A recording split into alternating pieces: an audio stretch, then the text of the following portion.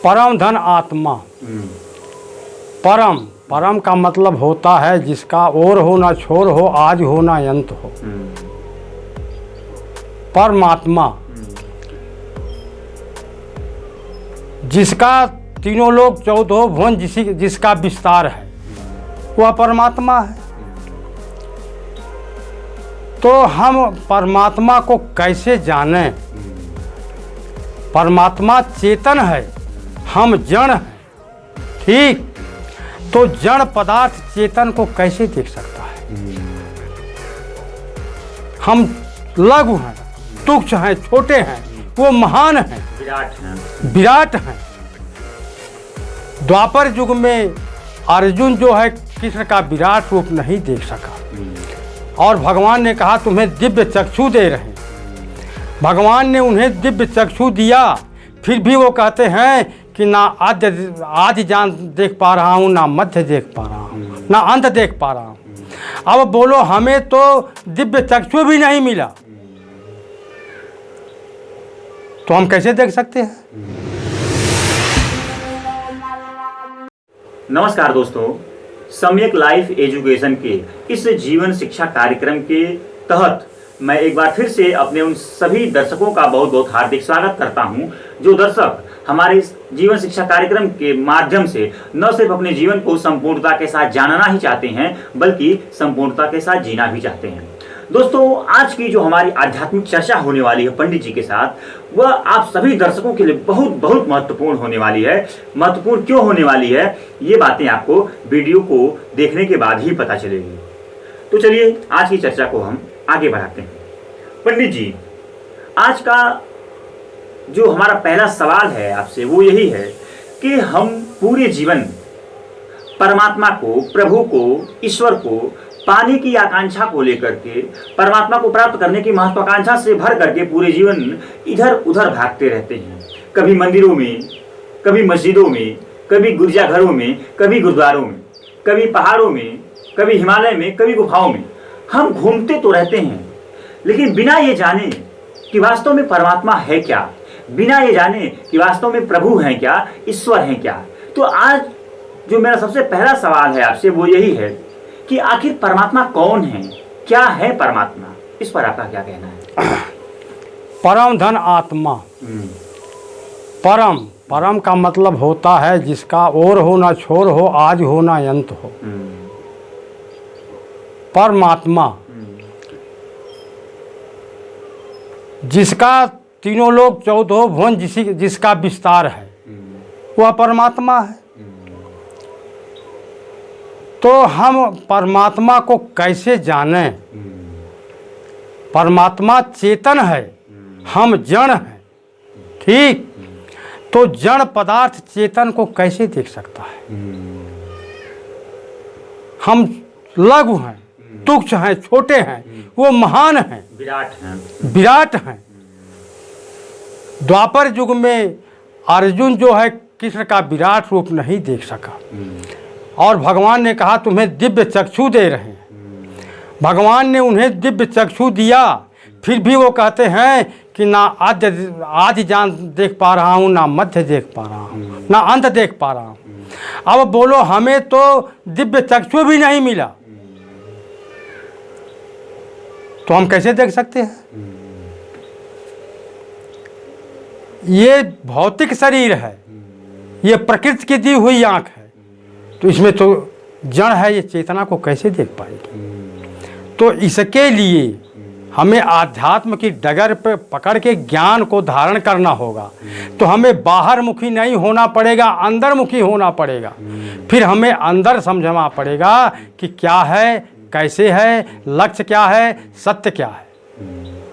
नहीं, आपकी ही बात को अगर शास्त्रों के माध्यम से मैं समझना चाहूँ तो शास्त्रों में भी लिखा गया है कि परमात्मा वो जो निर्विचार है। अभी तो शुरू हुई ये बात ना। परम का मतलब होता है महान, जिसका वर्णन ये वाणी नहीं कर सकती, जिसका विचार ये हमारा जो विचार बनता है तुच्छ है, उनके विचार को हम कुछ नहीं कह पाते, कल्पना नहीं कर सकती, वर्णन नहीं कर सकती। गुणातीत हैं, निरंजन हैं। ये जड़ उस चेतन का कहाँ वर्णन कर सकती, क्या कर सकती, कुछ नहीं कर सकती। तो आध्यात्म के द्वारा हम जब ज्ञान तक पहुँचेंगे तो हमें बाहर मुखी नहीं अंदरमुखी होना पड़ेगा। जब अंदरमुखी जाएंगे तो इस मानव शरीर को समझना पड़ेगा कि वास्तविकता क्या है। तो वास्तविकता समझते समझते समझते जब सारा अलग हो जाता है तो आत्मा तक पहुंच जाएंगे तो हम जान जाएंगे ही सत्य है। यानी कि आपके कहने का मतलब है कि जो परमात्मा है उनको हम अपनी इंद्रियों के माध्यम से जान नहीं सकते। सारी इंद्रियां तुच्छ हैं, इंद्रियों में समा नहीं सकते, क्योंकि इंद्रियां सीमित हैं, विचार सीमित हैं, भावनाएं सीमित हैं और वो असीमित हैं। हम सीमाओं से बध करके असीमित में प्रवेश नहीं कर सकते। कुल मिला के हम द्वैत में रह करके अद्वैत में प्रवेश नहीं कर सकते। हम तुच्छ होकर के विराट को जान नहीं सकते। तो सवाल मेरा ये है कि अब विराट को जानने का उपाय क्या है। आपने कहा जो विराट है वो परमात्मा है और विराट को हम तुच्छ बन करके नहीं जान पाएंगे। अब मेरा सवाल है, जानना तो है, क्योंकि जो लक्ष्य है उसे पाना तो है हर हाल में, चाहे कुछ भी हो जाए मंजिल तक पहुंचना तो है। सवाल ये है कि उस विराट को हम पाए कैसे, और पाने से पहले ये कि हम जाने कैसे कि वास्तव में परमात्मा क्या है। जब इस मानव शरीर के हम विश्लेषण करने लगे, विवेचना करने लगे, तो मालूम हुआ कि पंच महाभूत है और ये पंच महाभूत चलता कैसे है, क्रिया कैसे करता है। ठीक, तो करते करते जब ये पंच महाभूत मिट जाता है तो सारे जो हैं अपने अपने स्थान पर पहुंच जाते हैं। छित जल पावा गगन समीरा। अब जब चला सब अपने जगह पहुंच जाता तो बचता क्या है, वही चेतना बची, ब्रह्म बचा, वही मेरा परमात्मा है। तो जब तक हम आध्यात्म में नहीं जाएंगे, आध्यात्म की रास्ता नहीं पकड़ेंगे, ज्ञान की रास्ता नहीं पकड़ेंगे, तब तक हम इस शरीर का विश्लेषण नहीं कर पाएंगे, समझ नहीं पाएंगे। शरीर यानी अपने जीवन की एक एक सच्चाई, जीवन की एक एक सच्चाई। तो जीवन की जितनी सच्चाई है सब झूठी है। हम मिथ्या में ही तो जी रहे हैं, झूठ में ही तो जी रहे हैं। नहीं, आपने कहा कि जो शरीर है वो छित जल पावक गगन से समीरा, 5 महाभौतिक तत्वों से मिलकर के बनी है और इन्हीं 5 महाभौतिक तत्वों से मिलकर संसार बना है। फिर सवाल यह है कि इन 5 महाभौतिक तत्वों का निर्माता कौन है। ये 5 महाभौतिक जो तत्व हैं ये इनको संचालन करता कौन है। तो सवाल ये था कि इन पंच महाभूतों का भी जो आधारभूत कारण है उसका नाम परमात्मा है।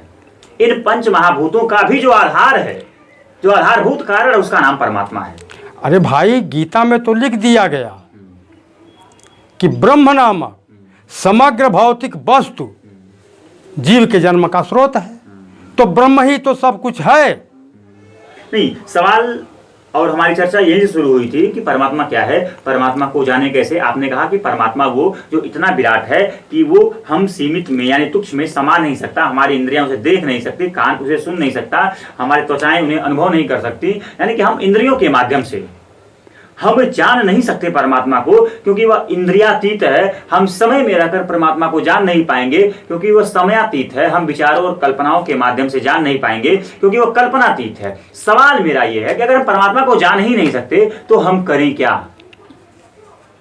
अगर हम परमात्मा को जान नहीं पाए इंद्रियों के माध्यम से, शरीर के माध्यम से, मन बुद्धि के माध्यम से, तो फिर उपाय क्या है, हम करें क्या, क्योंकि परमात्मा को तो हम जान नहीं पा रहे हैं। जब कुछ भी रास्ता ना सूझी, नहीं मिलता है, तो हमें सतगुरु की खोज करना चाहिए। जो सत्य को परख लिया, सत्य तक पहुंच गया और अपने अंदर जिज्ञासा उत्पन्न करना चाहिए, पात्रता उत्पन्न करना चाहिए। तो जब हम तीनों से शून्य हो गए, पात्रता से, जिज्ञासा से, और गुरु को भी नहीं पाए, तो हम इस शरीर में जीते रह जाएंगे भैया। जब आप आध्यात्मिक ग्रंथों का अध्ययन करते हैं, जब आप शास्त्रों का अध्ययन करते हैं, वेदांत की तरफ बढ़ते हैं, तो परमात्मा के बारे में वेदांत में, आध्यात्मिक ग्रंथों में कोई साफ साफ विश्लेषण नहीं है, विवेचना नहीं कि परमात्मा ऐसा है, परमात्मा वैसा है, ये इस रूप का है, इस आकार का है। लेकिन आपके बारे में बहुत कुछ वेदांत में कहा गया है, जीवन के बारे में, मनुष्य के बारे में बहुत कुछ। वेदांत का पूरा केंद्र बिंदु ही मनुष्य है, मनुष्य का जीवन है। तो कहीं ऐसा तो नहीं कि स्वयं को जानना ही परमात्मा को जानने का बोध है, स्वयं को जानना ही परमात्मा की तरफ बढ़ने का एक मार्ग है। अध्यात्म आपको स्वयं से ही आपको परिचय कराता है ना कि आप हैं कौन, आपकी मंजिल क्या है और मंजिल तक पहुंचने की मार्ग क्या है। यानी कि मंजिल और मंजिल तक पहुंचने का मार्ग और मार्ग पर चलने का कर्ता कौन है, इन सारी प्रक्रियाओं को, सारी चीजों को जानने का नाम अध्यात्म है। मेरा सवाल ये है, कहीं ऐसा तो नहीं कि स्वयं को जानना ही परमात्मा की तरफ बढ़ने की पहली सीढ़ी है?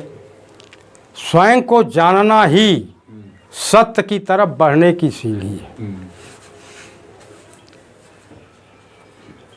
बगैर हम स्वयं को नहीं जान पाए, बगैर हम स्वयं को जाने, हम सीढ़ी नहीं पाएंगे। स्वयं को जानना ही आध्यात्म और ज्ञान है।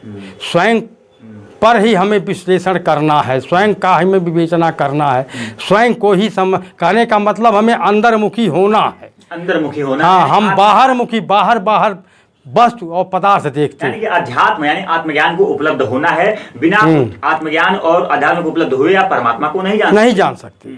यह हंसी भी आती है सुनने में कि हम स्वयं को जानते नहीं, हम ये जानते नहीं कि हम कौन हैं, हमारी मंजिल क्या है और जो हमारी मंजिल है उस मंजिल तक पहुंचने का मार्ग क्या है। हम इन सारी चीजों अनभिज्ञ रहते हैं और परमात्मा तक पहुंचने की बात करते हैं। कहीं हंसी के पात्र तो नहीं बन रहे हैं हम कि हम स्वयं को जानते नहीं और परमात्मा को जानने का दावा कर रहे हैं। तो हमारे गुरु जो हैं हमें भ्रमित कर दिए।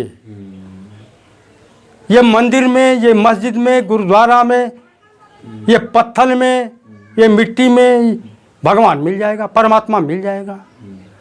अरे जो जड़ है, जड़ में परमात्मा आएगा।